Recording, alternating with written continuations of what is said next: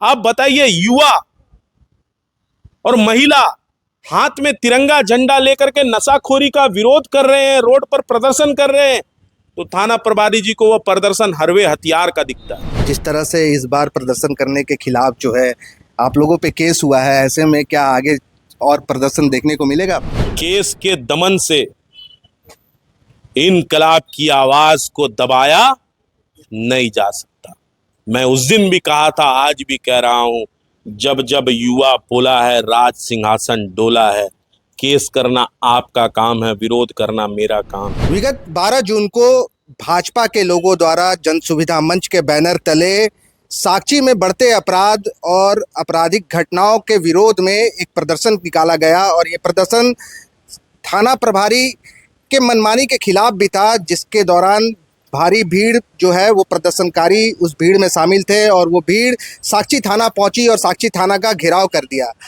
इसके बाद थाना प्रभारी के द्वारा इसी मामले पर एक केस किया गया है, जिसमें जन सुविधा मंच के जिन लोगों के द्वारा प्रदर्शन किया जा रहा था उसमें 20 नामजद और तकरीबन 60 लोगों पर एफआईआर दर्ज किया गया है। कहा गया है कि हरवे हथियार के साथ ये लोग प्रदर्शन करने पहुंचे थे और सरकारी कार्य में बाधा पहुंचाने का इन लोगों के द्वारा कार्य किया गया। हमारे साथ अभी जमशेदपुर पूर्वी के विधायक पूर्णिमा दास के प्रतिनिधि गुंजन यादव मौजूद है, जो कि उस दौरान उस जो विरोध प्रदर्शन हो रहा था उसमें भी शामिल थे। हम उनसे ही बात करते हैं, सीधे जुड़ते हैं।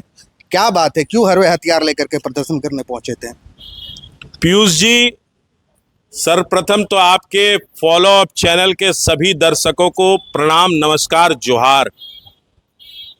पीयूष जी, आप एक जमशेदपुर ही नहीं, झारखंड ही नहीं, आज भारतवर्ष में कहूं तो अग्रणी मीडिया के रूप में आप हैं और आप स्वयं उस दिन उपस्थित थे।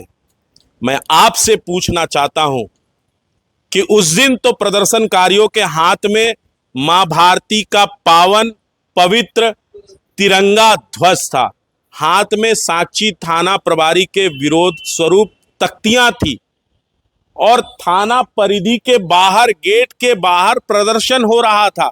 आप स्वयं उसके गवाह हैं और पता नहीं थाना प्रभारी जी को हाथ का तिरंगा झंडा और तख्ती, हरवा हथियार कैसे दिख गया, ये तो थाना प्रभारी जी ही बता पाएंगे।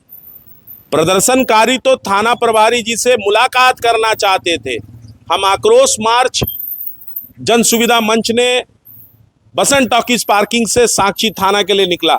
जैसे ही आक्रोश मार्च साक्षी थाना के पास पहुंचा, साक्षी थाना प्रभारी के आदेश पर, निर्देश पर उनके अधीनस्थ अधिकारियों ने थाना के मुख्य द्वार को बंद कर देने का काम किया। प्रदर्शनकारी वहीं शांतिपूर्वक बैठ करके माइक में कह रहे थे कि अब अनुशासित पार्टी के कार्यकर्ता हैं, अनुशासन हमारा मूल मंत्र है, हम अनुशासनात्मक तरीके से, लोकतांत्रिक तरीके से अपना विरोध को यहां दर्ज कराएंगे। परंतु थाना प्रभारी ने प्रतिनिधि मंडल से मुलाकात करने को इनकार कर दिया, मांग पत्र लेने को इनकार कर दिया और घड़ी घड़ी केस की धमकियां दी जा रही थी। कहा जा रहा था कि ऐसे केस में फंसाएंगे कि जीवन जेल में सड़ जाएगा। जब इसकी जानकारी हमें हुई तो मैं भी स्वयं थाना के समक्ष पहुंचा और आप भी वहीं थे। हाथों में तिरंगा झंडा था और विरोध स्वरूप तख्तियां थी। थाना प्रभारी जी कह रहे हैं कि थाना के गेट को बंद कर दिया गया था और जाम कर दिया गया था और आने जाने वाले लोगों के साथ धक्का मुक्की हो रही थी। आपके चैनल में और आपके मीडिया बंधुओं के चैनल में सारे वीडियो फुटेज उपलब्ध है। जब प्रदर्शन चल रहा था तो थाना कैंपस से गाड़ियां अंदर से बाहर भी आ रही थी और बाहर से अंदर भी जा रही थी। न रोड जाम था, न प्रदर्शनकारियों के हाथ में हरवा और हथियार था। हम तो शांतिपूर्वक अपनी बातों को थाना प्रभारी के समक्ष रखना चाहते थे कि आपके थाना क्षेत्र में जो अनैतिक कार्य, गलत कार्य, आप बताइए, युवा और महिला हाथ में तिरंगा झंडा लेकर के नशाखोरी का विरोध कर रहे हैं, रोड पर प्रदर्शन कर रहे हैं, तो थाना प्रभारी जी को वह प्रदर्शन हरवे हथियार का दिखता है। देखिए गुंजन जी, लोकतांत्रिक देश में जो है प्रदर्शन का और अपनी बातों का रखने का अधिकार सभी को है, लेकिन थाना प्रभारी द्वारा जो केस किया गया है उसमें ये चीज़ बताया गया है कि आप लोग जो वहां पर प्रदर्शन करने के लिए पहुंचे थे उसकी सूचना नहीं दी गई थी। पूर्व जो सूचना दी जाती है वो सूचना नहीं दी गई थी। लाउड स्पीकर जो है वो काफ़ी तेज साउंड में बजाया जा रहा था, जिससे आने जाने वाले लोगों को भी तकलीफ हो रही थी। इस पर क्या कुछ कहेंगे? 11/6/2025 अनुमंडलाधिकारी धालमुम जी को अमित अग्रवाल जी के द्वारा ये सूचना दिया गया था, जिसकी रिसीविंग कॉपी यहाँ साथ में। जी लॉ एंड ऑर्डर, हम लोगों को जितने कानून की जानकारी है, लॉ एंड ऑर्डर की जिम्मेदारी एसडीओ की होती है, तो एसडीओ को हम लोगों ने लिखित सूचना दिया था और थाना प्रभारी जी को मौखिक सूचना दिया था। 9 तारीख से ही आंदोलन की सूचना विभिन्न इलेक्ट्रॉनिक मीडिया और प्रिंट मीडिया में आ रही थी।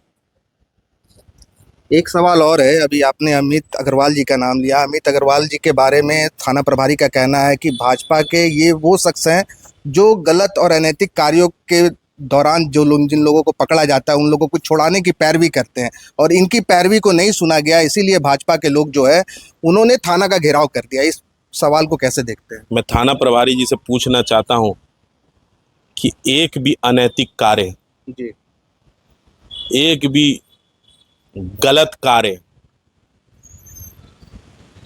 के लिए अगर अमित अग्रवाल जी ने पैरवी किया है तो थाना प्रभारी जी बताएं। आम कार्यकर्ता है, हम सामाजिक जीवन के लोग हैं, हम राजनीतिक जीवन के लोग हैं। आम जनता हमारे पास अपनी फरियाद को लेकर के आती है, हम उनकी फरियाद को जो प्रथम अपीलीय अधिकारी हैं थाना प्रभारी, उन तक टेलीफोन के माध्यम से देते हैं। परंतु उसके साथ साथ गलत कार्यों को भी सूचना तो दिया जा रहा था, परंतु उसके ऊपर क्यों नहीं कार्रवाई की गई? क्यों नहीं साक्षी बाजार को अतिक्रमण मुक्त कराया गया?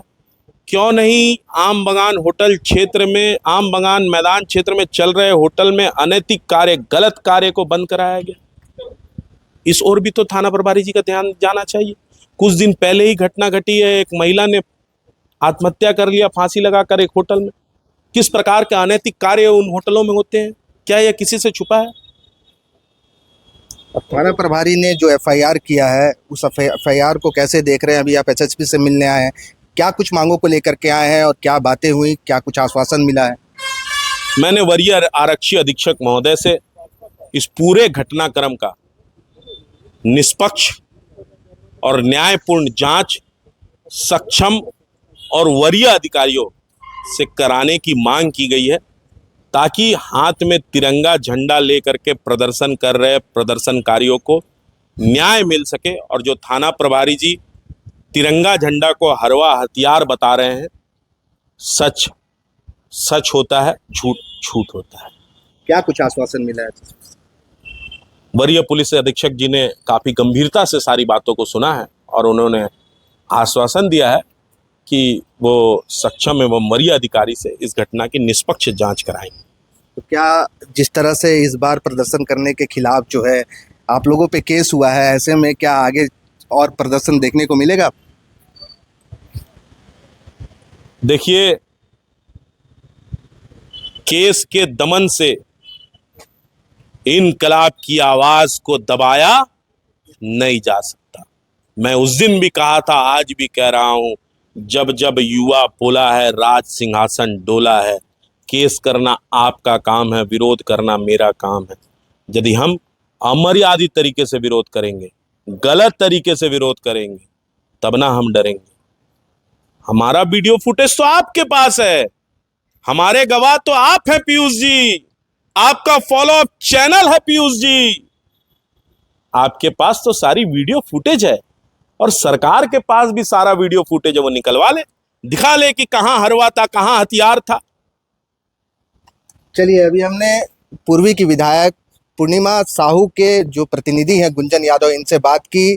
जन सुविधा मंच के बैनर तले जो प्रदर्शन हुआ था, साक्षी थाना का जो घेराव हुआ था, उस प्रदर्शन के बाद थाना प्रभारी के द्वारा जो केस किया गया है उसके विरोध में अभी इन्होंने एसएसपी से मुलाकात की है और कहा है कि जो आंदोलन है वो गलत के विरोध, इनका आंदोलन जारी रहेगा, केस के बल पर उसे दबाया नहीं जा सकता। अब देखना है किस पर आ गए और क्या कुछ होता है। द फॉलोअप के साथ मैं अभिषेक पीयूष, नमस्कार। गोल, जहां 27 वर्षों के सफर में 17,000 से भी अधिक छात्रों ने डॉक्टर एवं इंजीनियर बनकर भरे सफलता की ऊंची उड़ान, जहां साधारण छात्र भी झारखंड टॉपर्स बनकर बना रहे इतिहास। दूरदर्शी शिक्षाविद श्री विपिन सिंह के मार्गदर्शन में मेडिकल एवं इंजीनियरिंग के लाखों छात्रों के लिए आशा की किरण के रूप में गोल, नेशंस लीडिंग इंस्टीट्यूट।